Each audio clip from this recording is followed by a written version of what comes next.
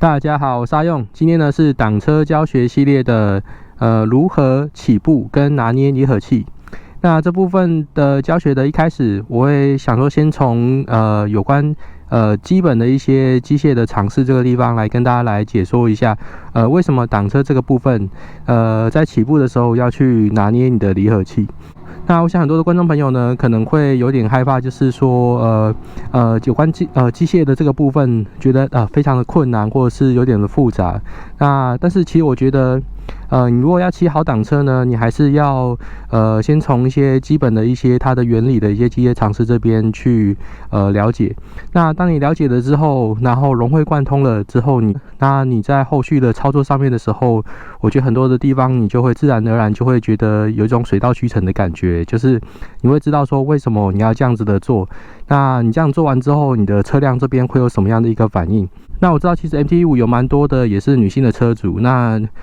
这些女性的骑士朋友呢，她们其实并不需要担心说自己是女生会没有办法去懂这么艰深的一些机械常识这个问题。我知道其实很多的女性的挡车的车友，她们其实对于这些机械这个部分也都是非常的内行。而且我觉得从一些简单的这部分的一些原理去知道它之后，那你日后在上手这个地方也会相当有帮助。OK， 那我们一起开始吧。那我们来看一下整个挡车这个部分的一个动力传输的一个结构。那首先呢，这个地方就是我们的引擎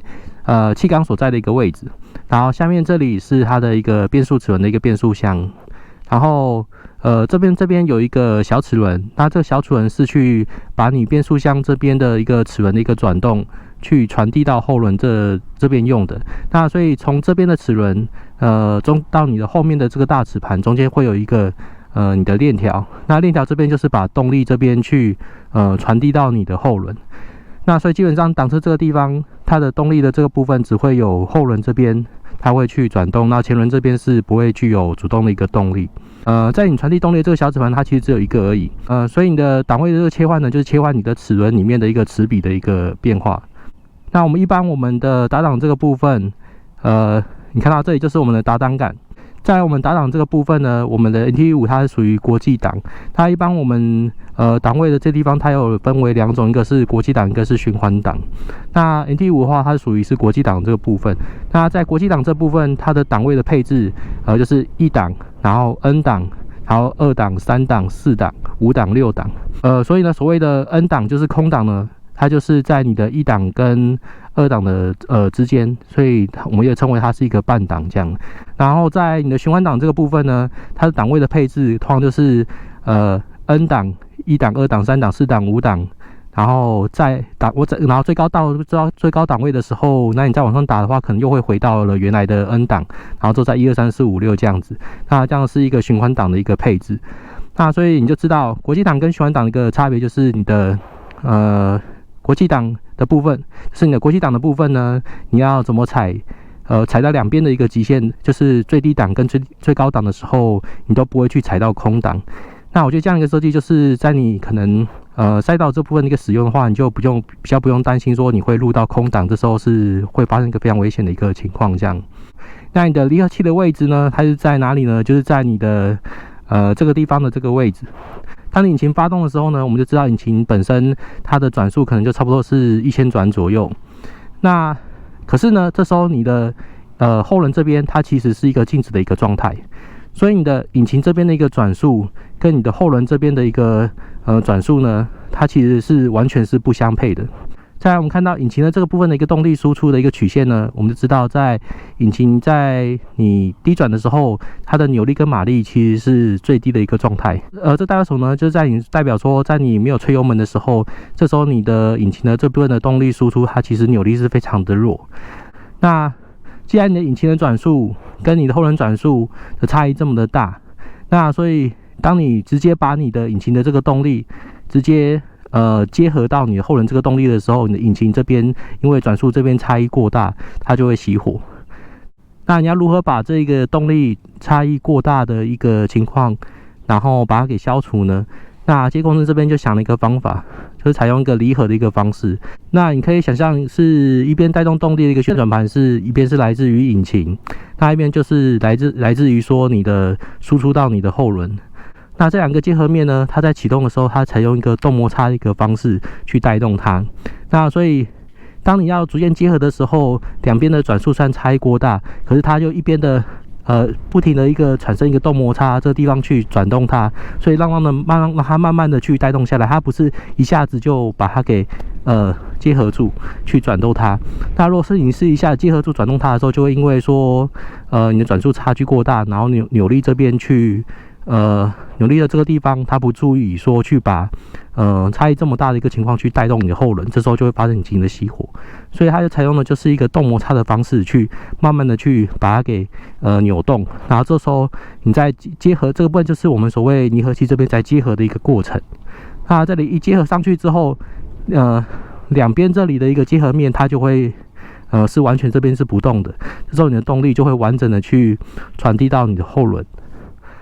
那所谓我们的拿捏离合器的这个地方，我们在拿捏的就是在结合的这个地方的一个力道。那你一下子结合的太快呢，它一下动力这边传递的过猛，就会造成说还是一样，就是扭力不足，反引擎的熄火。所以你要在半离合这个时候，就是它属于要快要接上跟快不接两边这里的一个结合面这边再产生一个动摩擦的这个地方，然后等到后面的后轮这部分的一个动力传输的一个转速给带上来了之后，那你再完全的去放掉你的离合器。离合器这边你在拉动的这个时候，你会看到在这里会有一个东西也是同样这个地方会动，那这个地方就是去带动你的离合器的结合面的这个地方的一个间距，那就是我们的离合器的间隙。这样，简单讲完这部分机械的一个尝试了之后呢，那我们来实际来操作一下如何起步的这个部分。好，那上车的时候，第一个你先把脚踏给踢掉，车柱踢掉，然后踩住刹车 ，OK。好，那这时候如果你是在1档的时候，你要发动的时候，你就是把离合器给拉住。那这时候你把离合器拉到底，这时候你的离合器这边它的结合地方就是分开来的。那虽然说它是分开来的呢，然后实际上它不是真的100%的就完全的没有结合，就可能它的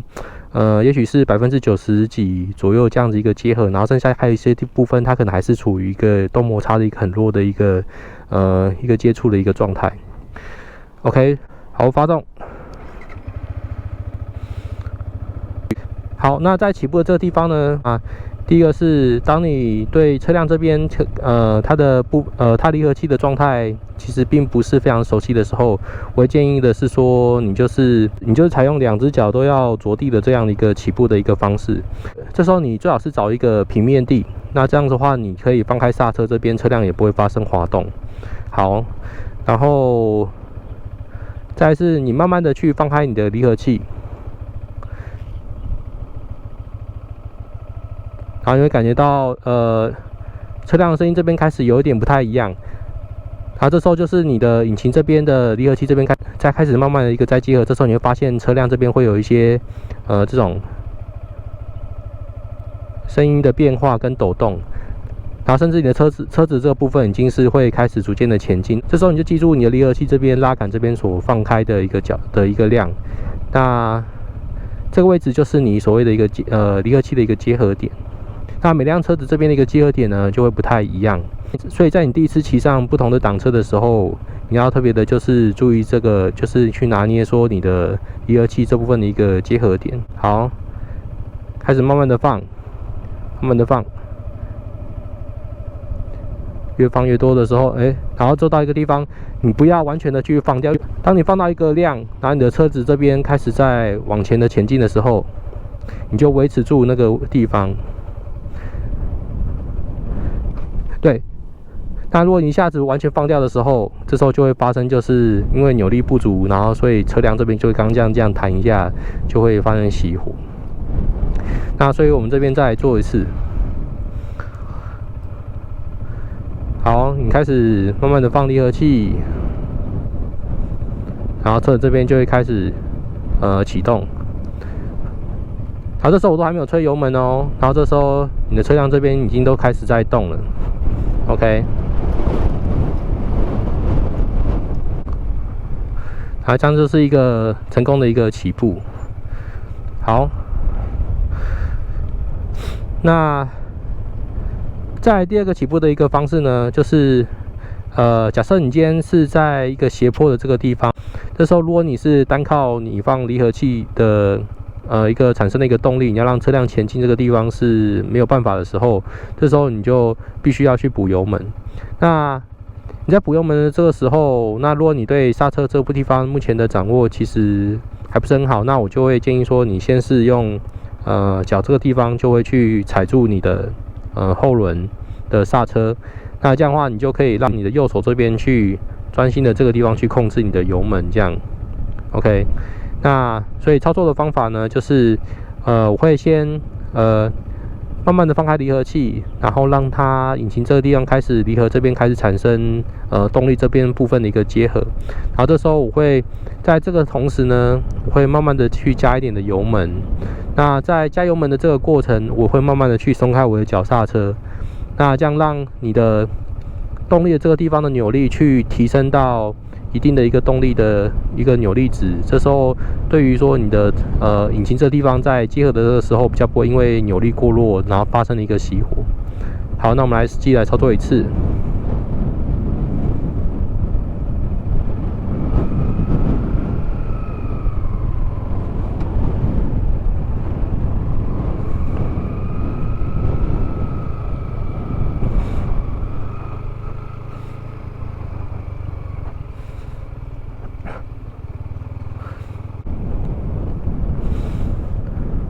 那